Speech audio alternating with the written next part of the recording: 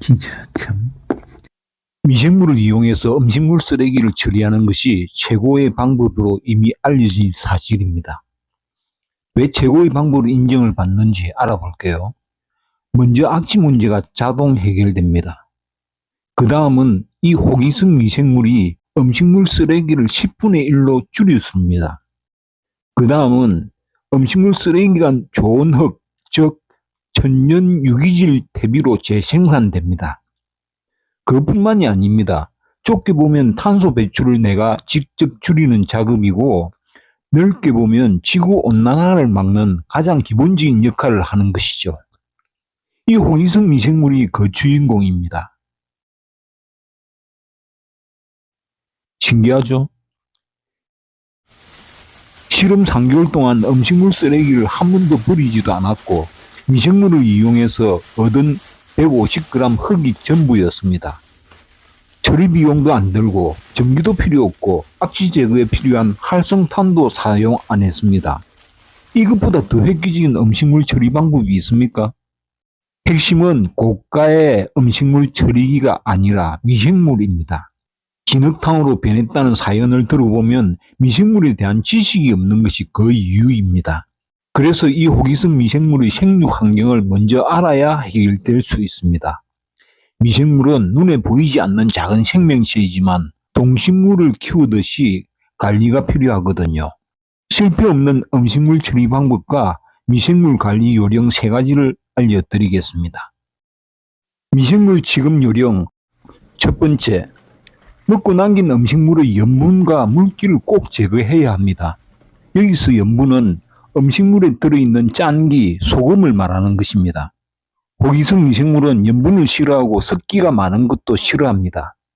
특히 우리 식탁 위의 반찬과 국물 요리와 탕은 염분이 많은 음식입니다. 짠 음식물은 호기성 미생물 활동을 위축시킵니다. 그리고 음식물 쓰레기 속 습기가 50% 이상이 되면 분해가 느려집니다. 음식물은 수분이 70% 이상을 차지하거든요. 그래서 유기물이 분해되고 수분도 증발되면서 10분의 1이 흙으로 남는 것입니다. 그것도 영양분 가득한 흙으로 됩니다. 그러면 손으로 한번 꾹 더 눌러주어서 물기를 빼주면 됩니다. 그렇게 해서 음식물 분해통에 넣으시면 끝입니다. 둘째, 큰 음식물은 잘라주고 흙과 섞어주기 바랍니다. 어떤 음식물이든 미생물은 모든 분해를 다 할 수 있습니다.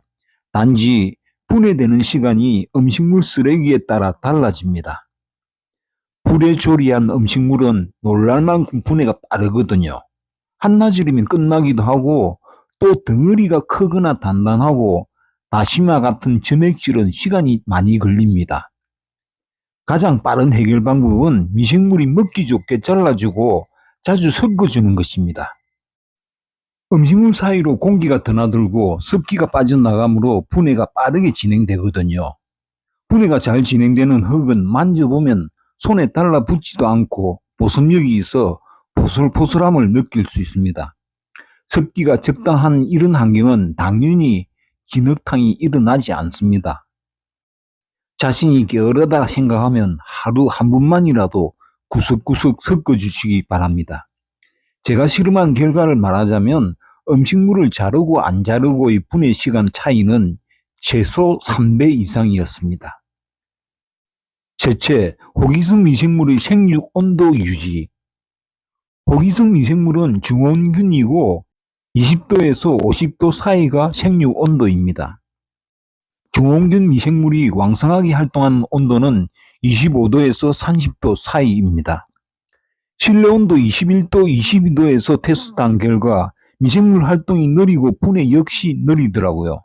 그리고 습기가 통 안에 맺히고 흰 곰팡이도 챙기고요. 흰 곰팡이는 유해 미생물은 아니지만 습기가 빠지니까 없어지더라고요. 이때 계속 가습 상태가 지속되면 부패로 진행이 되는 것입니다. 즉, 진흙탕으로 변하게 되는 것이죠. 그러니까 습기가 미생물 활동에 영향을 많이 끼친다는 결론인 거죠. 집안에 구석진 곳은 곰팡이가 있습니다. 벽지를 뜯어보면 검은 곰팡이가 뒤덮여 있는 것도 이 습기 때문이거든요. 실내 온도를 25도 이상으로 유지한 결과 습기가 빠지고 분해도 빨라지고 흰 곰팡이도 사라졌습니다. 미생물의 적정 온도는 분해 속도에 큰 영향을 미칩니다. 생육 환경을 처음부터 관리를 잘하면 미생물은 시간이 지날수록 말귀를 알아듣는 반려동물처럼 느껴지더라고요. 반대로 온도가 맞지 않으면 분해가 느려집니다. 그리고 먹을 음식물이 없으면 포자 형태로 휴식을 취하고 활동을 멈춥니다. 먹이가 들어오면 다시 활동을 합니다. 미생물은 똑똑합니다. 많은 대화 나누시기 바랍니다. 3가지 관리 요령을 말씀드렸습니다. 한마디로 요약하면 물기를 빼주고 잘게 자르고 자주 섞으라입니다. 간단하게 생각하세요. 제거하고 자르고 섞으라. 이 3가지만 잘 지키면 비용도 안 들고 악취도 없고 전기도 필요 없이 음식물 쓰레기를 완벽하게 처리할 수 있습니다. 음식물 쓰레기가 부패하면 독약과 같습니다. 바르게 처리를 하지 않으면 이산화탄소보다 25배나 강력한 메탄이 발생하고 음식물 침출수가 지하수를 오염시키는 등 지구온난화의 주범이라는 거 알고 계시죠? 음식물 쓰레기를 가장 완벽하게 해결하는 미생물을 꼭 이용해 보시길 바랍니다. 자신이 남긴 음식물까지 깨끗하게 처리한다는 마음가짐을 우리는 분명히 가져야 합니다. 꼭 실행해서 성공하시길 바랍니다.